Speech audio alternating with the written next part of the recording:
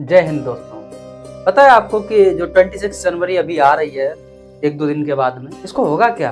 कई ऐसे देशभक्त होंगे जो तिरंगे को लगा करके और गलियों में निकलेंगे। उनको ऐसा लगेगा कि ये जो आज़ादी है जिस लिए हम लोग ये गणतंत्र दिवस को सेलिब्रेट करेंगे वो हमें कहीं ना कहीं पड़ा हुआ मिल गया है। ऐसा लगता है कि ये जो आज़ादी है वो हमें विरासत में मिल गई है। ऐसा बिल्कुल नहीं है। इसके पीछे की कुछ चीज़ें हैं वो आपको जान लेनी बड़ी ज़रूरी है, क्योंकि अगर आप एक सच्चे हिंदुस्तानी हो तो आपको ये जानना बड़ा ही जरूरी है।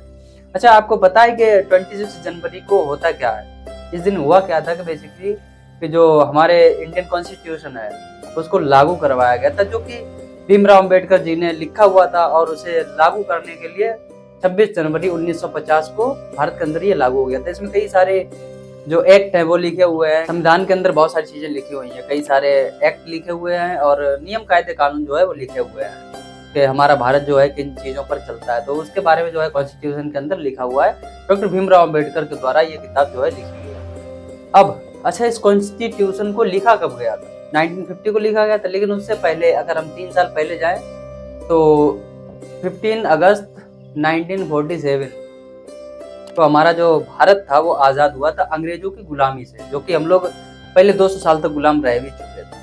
अब आपको ये भी जान लेना बड़ा ज़रूरी होगा कि 26 जनवरी को हम लोग सेलिब्रेट करते हैं। उसमें सबसे पहला जिसे मैं सबसे बड़ा योगदान मानता हूँ वो है राजगुरु सुखदेव और भगत सिंह जी का।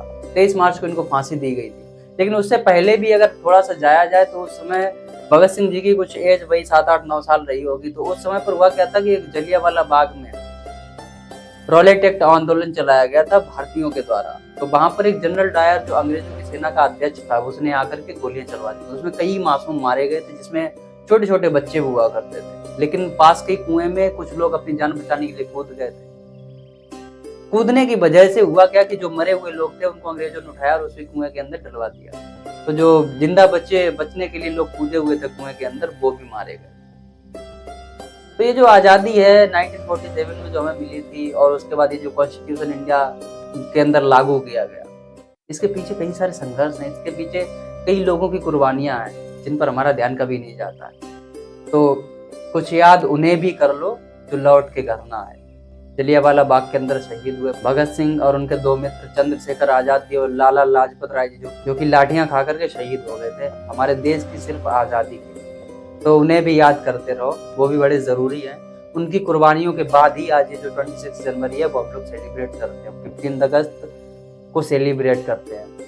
Thank you.